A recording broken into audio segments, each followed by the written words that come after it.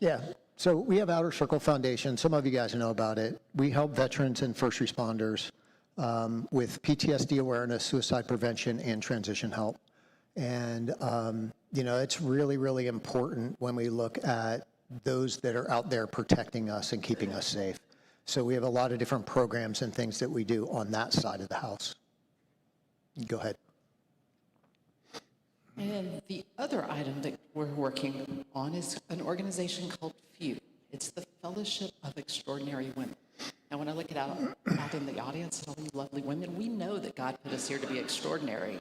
And so we bring a community of women together to pour into these women, to educate, to support, and to lean on each other, to help us live an extraordinary life using and identifying those God-given talents for the good. And women need other women in a very collaborative, loving, supportive, and Christian environment. And so we've got that organization going, and it's been a blessing. And then luckily, we got connected up with the Bucket Ministry. And we were at a meeting, and I was talking to a gentleman, and clean water has been kind of my thing for a while. And I was talking to somebody, and one of our friends was behind me. And unbeknownst to me, he connected me with Corey at the Bucket Ministry. And some of you had an opportunity to meet Corey when he was here several months ago. And had a call with him. And, you get on a call sometimes with people and you just connect. And it's like they were your long-lost high school friend. And, we had a call for a little over an hour. And he mentioned that they had 2 mission trips coming up. One was in March and one was in July. And they have been working in Kibera, the largest slum in urban Africa, for about the last 3 or 4 years. And the slum itself is about 3 square miles, and we'll get into that in a little bit. And, we had already had a trip planned with our kids for vacation, and we sat down with the kids and said, hey, we have a chance to go on a mission trip. I didn't even get a chance to say where we were going. They were like, we're in. And our kids are 15, 17, and 19. So they gave up a trip to Thailand that they had planned to go on a mission trip with us. So this is going to be all around what the Bucket Ministry is, kind of our trip. And yeah, we'll go there. Yep. So one of the things that really struck me when Matt got off the phone with Corey about the Bucket Ministry is I'm a mother of 5. And I cannot imagine not naming my child until they were 5 years old. But the women in the Kibera slums do not name their children till typically the age of 5 because the fatality rate is so high, because their water there is so dirty. And that's the only source of water that they have. And most children don't live. And so that was really shocking. And you can keep going. So Bucket Ministry was started in 2012 by Chris Beth. And Chris was down with his teenage daughter. And they were down in Africa. And they were on this river trip. And this is the actual boat. Go one more, Christian. And they stopped on this dock. And Chris will paint the picture. It was 1,000,000 degrees. Sweat was pouring off of them, and they had a woman that they were speaking with, and she looked at him and said, wow, you are probably really thirsty. And he said, yes, I would love something to drink. And he thought she was going to get him a bottle of water. She took a cup and dipped it in the river and went to give it to him. And his guide was behind her going, no, no, no. And that he came home, and God spoke to him and said, you have to do something. And he started a very long and very mistake-ridden process of how to get this bucket into out into the world. And he's got some great funny stories that he can tell. And we'll talk later on about an opportunity that if you guys want to meet him, there's one coming up in November. But he came home, keep going, and he started looking at the problem. And here are some really, really brutal statistics on just what we take every single day as just a given, right? And I can tell you, this winter, I was in the shower. I got up in the morning. It was probably 3:30. I was getting ready to start my day. I started my shower, and boom, I had no water, and our well froze. And we went about a day and a half without water. And it's not because we didn't have water that we couldn't get. It was just that our well froze. I could go buy water and everything. The people here have no access to clean water. And, so when you look at it, like Buff was saying, diarrhea is one of the leading causes of death in children. 700 die per day. And then the other aspect of things is 3.1 billion people around the world do not know the word of Christ. So the goal and the object is, how can you get in front of people, and how can we open the door to get the word of Christ to as many people as possible? And go, Christian. And that's through clean water. So the really cool thing with the bucket is, by gifting the bucket, by gifting somebody something they need, a life necessity, you're building trust with that family, with that individual, and it opens the door to talk about God. And the bucket ministry does this in such a unique way. Through other organizations, I've talked with other organizations that provide a filter or provide something to the slums or to areas where they can't get water, and they just give the person the filter and they're off to go. The cool thing with the bucket ministry is, not only are we providing a filter that's providing clean water, but we're also providing antiparasitic medicine. We're teaching the families what clean means, how to wash their hands, and how to maintain cleanliness in the home so that they're not contaminating the water that we're teaching them how to clean. And then we follow up 3 times after they receive the bucket so that we can calibrate to see how they're doing, talk to them about their health, talk to them about what questions they have. And each time we're talking, we're also bearing witness, making sure that they've heard of God's love. And if they have accepted Christ, then we're talking to them about baptism. We're talking to them about going out into the world and being disciples. We're making sure to connect them to a like-minded church near them so that they have a place to go. So, and it all goes back to the Great Commission, right? Great Commission from Jesus is, we are to go and make disciples of all nations, be the light of Christ. And again, how do you do that when you're dealing with other religions? You're dealing with people that have no idea what you're talking about. You have people that are set in their ways, and it could be witchcraft, it could be voodoo, it could be any number of different things in a variety of areas around the world that still need the aspect of water. And water is that key to have the opportunity to have those further conversations with them about the word of Christ. And that is what we are working towards, is that Great Commission that we were given by Jesus to go out and be that light. Go ahead. Yep. So when you look at it, right, there's 3,000 NGOs in Kenya that are working. There are an estimate of maybe 100 that actually do anything. And it's really bad. A lot of them are what they call briefcase. So they'll go and raise money, they'll go away, and they don't do anything. And that brings a lot of mistrust. It brings a lot of apprehension when somebody comes into the area and says, we want to provide to you. There's a lot of skepticism. So Chris and the team have worked extremely difficult and extremely hard at building the trust and building the team of locals in the area to be the leadership team.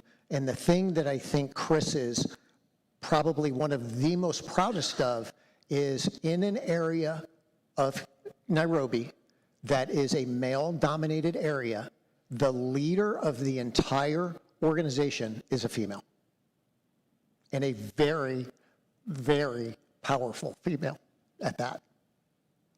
And so he has a team of people that go out and they work every day.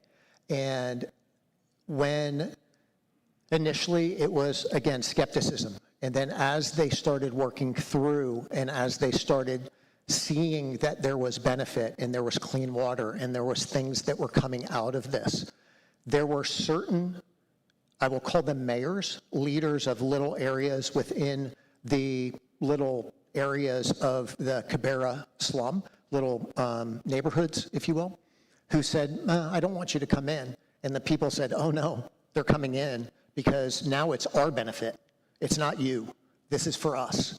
And so there's a lot of people, and they have even tied back the, they do everything in Kibera in relationship to purse snatchings. And as Bucket has gone through, the level of purse snatchings has gone down. Therefore, crime is down, family unity is back. There is a lot of things, the ripple effect is there about what is happening based upon what we're seeing when the buckets are given. Yep, keep going. All right, so let's talk a little bit about this bucket. So you see a bucket in front of you on stage, and it's full of lovely water, right from the faucet. It has dirt in it. We wanted to present everyone with the opportunity to drink some dirty water today. But so I will tell you. Yeah. I will tell you.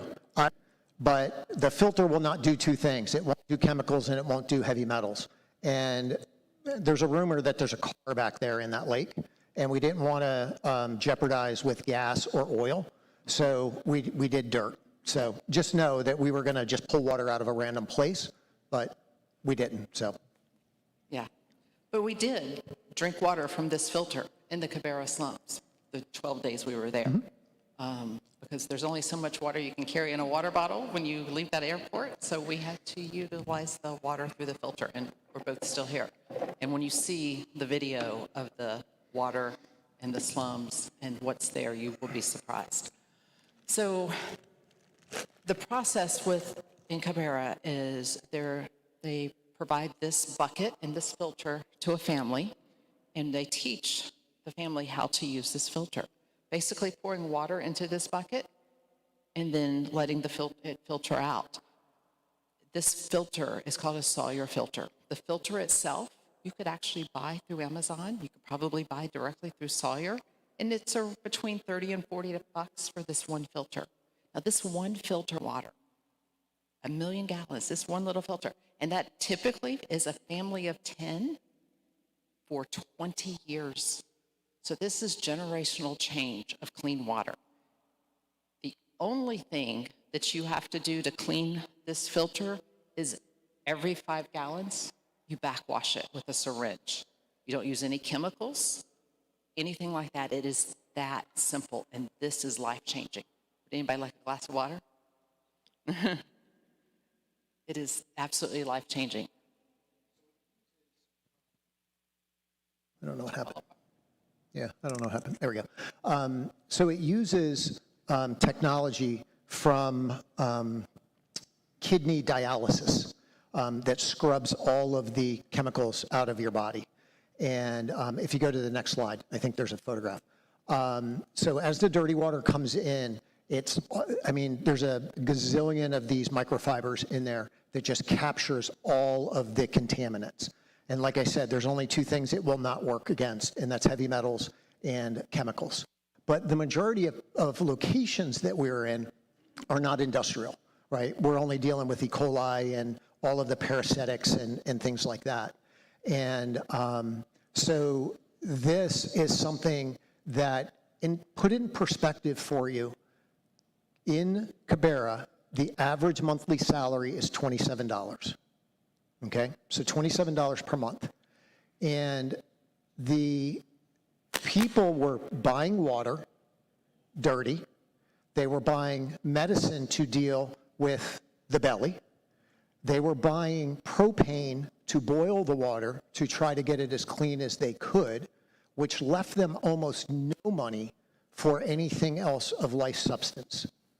And now, when the bucket comes in, right, they can go and get the free water because they don't care, right? It come from anywhere, it doesn't matter. And we don't have to buy the medicine because we've already given them the parasitic medicine to clean the gut. They know how to wash hands. They know if somebody gets injured, they know how to keep that clean. There's no infection issues for the most part anymore. And they don't need to buy the propane. So now they can put that money towards everything else that goes through life, right? Totally life-changing in that aspect of things. And to give you a little bit about Cabrera, it's 475,000 people in about a 3-mile square area.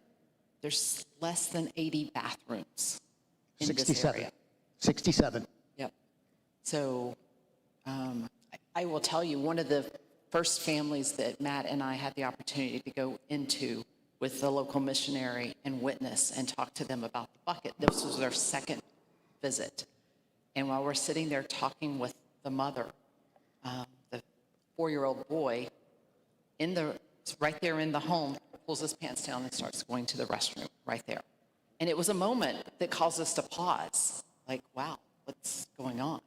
But there's a bucket under the bed that's where the family goes to the bathroom, in this bucket, and at the end of the day, they go and dump it in the water. And so that's the water that's available to the families, and they're having to deal with this. Yeah. And there's 3 non-negotiables, right, for the families to get the buckets.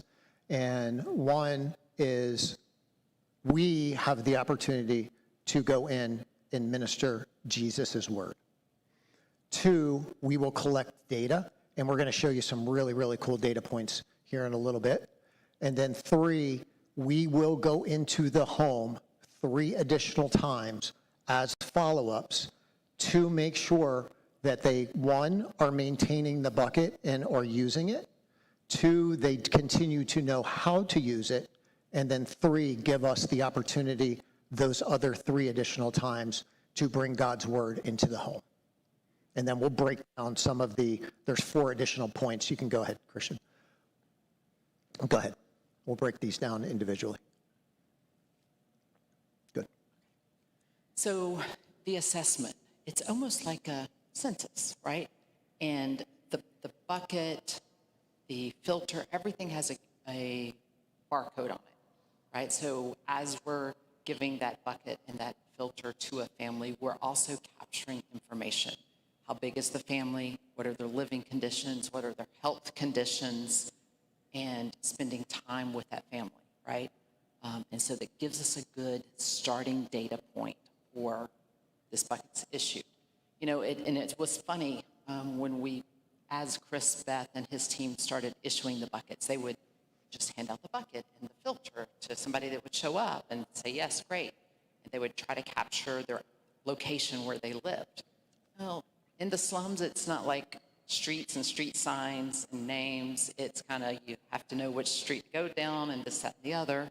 But he said that after they initially issued the bucket, they would go to where they thought the person lived, and that person wouldn't be there.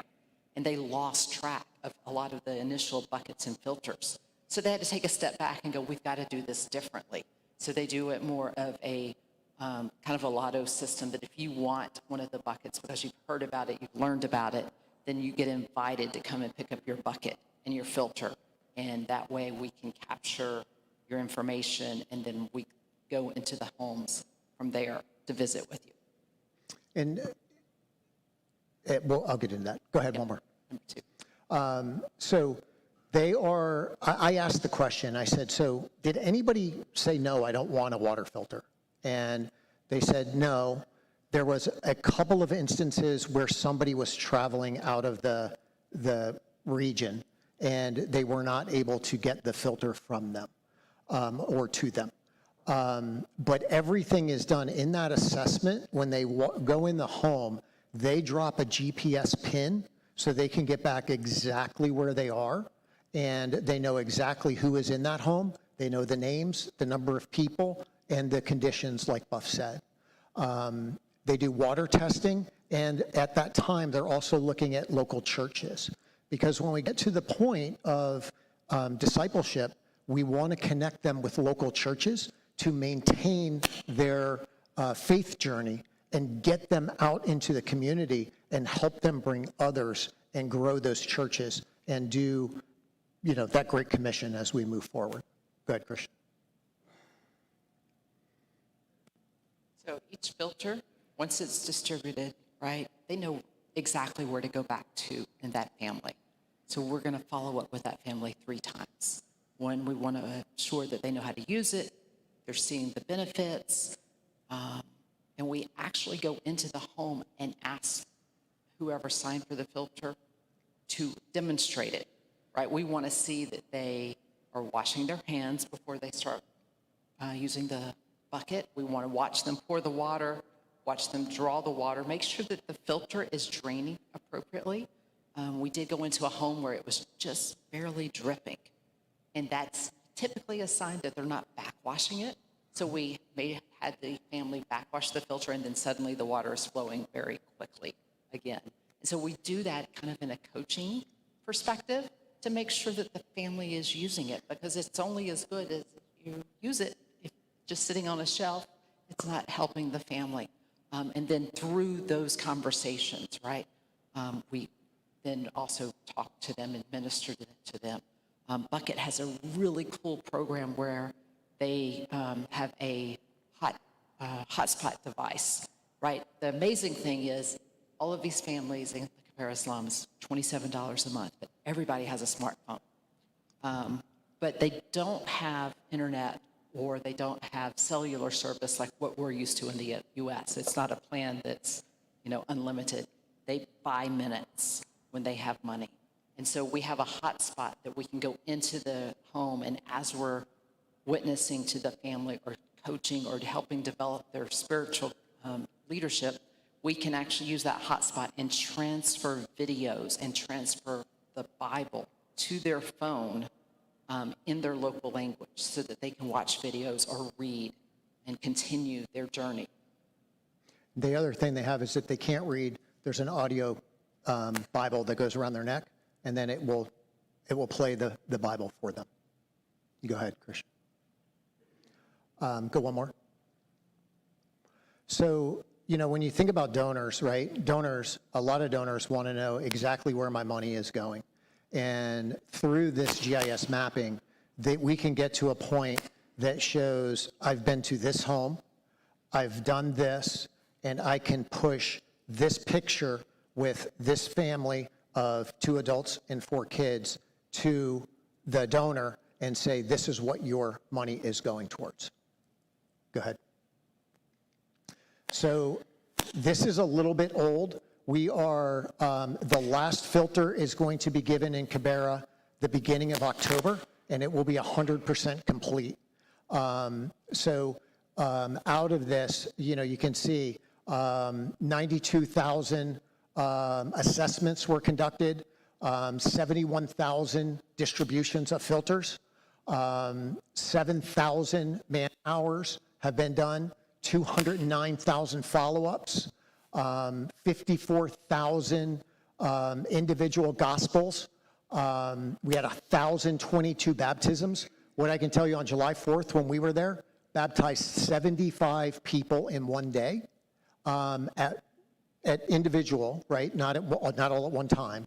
And the crazy part that I realized very quickly is I would say almost every one of them had never been in or underwater before. And they allowed the team not only to dunk them, but dunk them backwards. And it was It's just, it's something that you have to see. And every time Bucket does baptisms, they're live streamed on the website. So you can actually watch in any country that they are, you can watch them do their baptisms. You can go ahead, Christian. They're in about 20 different countries around the world. Cabera is just one. They've just started recently in Nigeria. They're in Uganda. They're doing some preliminary work in India right now. They're doing a little bit of work down in the Amazon in Brazil. So there's going to be a lot more. As we meet people and we talk to them about, we don't need to dig wells, we just need access to water. Now they're like, oh man, I had no idea about this. And we're connecting Chris up with a lot of people around the world that want to do partnerships to get this into that area. Go ahead, Christian. So I'm just going to run you through real quick about our trip. Like I said, it was the 5 of us. It was a 22-hour flight here to Paris, layover Paris to Kenya. Teenagers. Yeah, with 3 teenagers. Yeah. Who had never done this before. Yeah. Go ahead, Christian. The picture on the right is probably my favorite.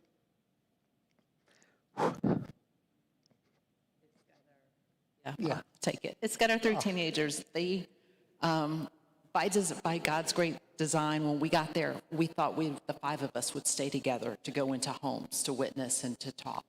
But when we got there, the local pastor and the missionary took the 3 kids one way and sent Matt and I a different direction. Because I don't know if you know, teenagers like to complain when they're doing stuff that they don't want to do. And it's hot, and they didn't have their phones, which was the best part. For 12 days, 3 teenagers, no cell phones. But they went off with somebody else, and they don't tend to complain to people they don't know. They tend to complain to mom and dad. So it was God's great design that he took them that way. And our children just got into this. Like, they could see the impact in the mission. They started asking the questions in the homes. They started engaging with the children. And as we walked through town, the kids were following our kids around. And so it was really an emotional and moving thing to see God working through our children and making an impact. That picture to the left on the top, the second one from the left on the top, that's them with the pastor saying the sinner's prayer. And when they got back, they realized that they wanted to do more. And they asked the pastor to get together with them and pray. And it was quite a day. Go ahead. So this is what we see in Cabera. And that in the second picture from the right, that's a bathroom. And we say 67 bathrooms, that's it. No toilet paper. That doesn't exist. There's that. And that is the cleanest that I've seen. That was owned by a church. Only those members of the church get to go in. It's locked. And if you don't have a key, you don't go in. Probably about 30% of the restrooms are locked due to neighborhoods or churches or whatever. So there's not a lot of opportunities to use the restrooms. The bottom, just left of the bucket ministry, that's a pig that was wading around in the water, doing whatever. There's cows, there's goats, there's any number of different things. That is the water source. The water source and the electricity is all pirated. One of the things that we were told is do not touch any metal because the metal may be electrified and it would electrocute you, just due to the way everything is conducted. There is no trash. There is no anything. It is made with whatever they have in whatever capacity that they have. The homes are maybe 7 by 7, and that's everything. Bed, kitchen, every utensil, every piece of clothes, everything that they have is in that small space that's there. Go ahead. And then this is the middle picture at the bottom is the newest area that they are going to go into after they leave Kibera and then they leave the Athi River. And it's a different part of a slum in Nairobi. And this was a map that they built in order to go into the different neighborhoods to do those assessments. And it is a very, upper left is a baptism. The middle is a family that we visited. To the right is the distribution of buckets and below. And there's many different stations. They get parasitic medicine. We minister to them. We teach them how to wash hands. We do a lot of different things on those different days. And then the bottom left is the team in that new location that's going to be driving that area to get those buckets out. And that will start after the Athi River comes into play. Now you can take. Yeah, and of course, the last day, as a treat, they take you to the safari, which I'm a giraffe lover, so I could have spent all day just watching the giraffes, but it was a blessing and a quite the adventure to actually go into the safari and see the animals. And we realize that we're up on time, so we apologize. We could talk all day about this.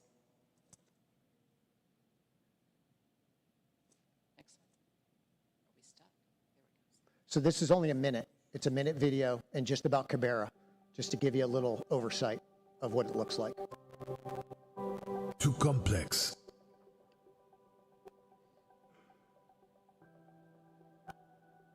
How does hope reach a place like Kibera? Drop by drop. Drops make ripples. Ripples become waves. Waves become a flood that washes over a community and spills out beyond its borders.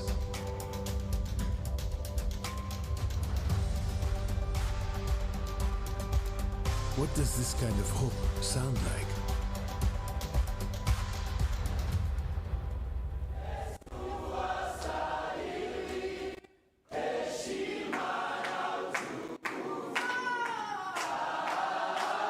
There is nothing like worshiping down there. Go to the next one. And I'll show you the dots real quick, and it'll walk you through. It's only about 30 seconds. We invite you to witness how God has been moving in the Kibera slum in Nairobi, Kenya over the past 3 years. What you are seeing right now is a time progression map with the blue dots being actual locations of filters distributed in the Kibera by the bucket ministry teams. These blue dots are actual GPS pinpoints and dates of installations of filters in recipient homes. Next, you will see white dots populating. These white dots represent where our local missionary teams have witnessed professions of faith by the families that have received the life-saving water filters and heard the gospel of Jesus Christ. Again, these are precise GPS positions and dates of the interaction. Lastly, you will see yellow dots populating on the top of the blue and white dots. These represent the actual locations and dates of where our teams have taught ongoing discipleship lessons in the homes of filter recipients. We are eternally grateful for your prayers and support to be able to reach these people in such a large way.